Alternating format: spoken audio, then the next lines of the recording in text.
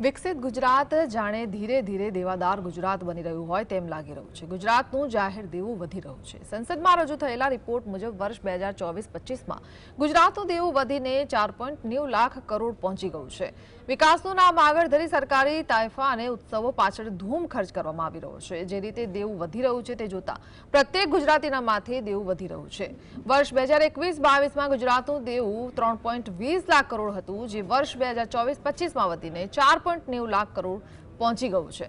આ જોતા ગુજરાતના દેવામાં 1.30 લાખ કરોડનો અધધ વધારો થયો છે। સરકારનો તર્ક રહ્યો છે કે સરકારી ગ્રાન્ટ સાથે નવી સરકારી યોજનાઓ થકી રાજ્યની જનતાઓની પૂર્ણ કરવી પડી રહી છે, જેના કારણે વિકાસના કામો પાછળ વધુ ખર્ચ કરવો પડે છે। દર વર્ષે બજેટની રકમમાં વધારો કરી સરકાર જાણે સિદ્ધિ મેળવી હોય તેમ પ્રચાર કરે છે, પણ કડવી હકીકત એ છે કે ગુજરાતના બજેટ કરતાં દેવું વધુ છે।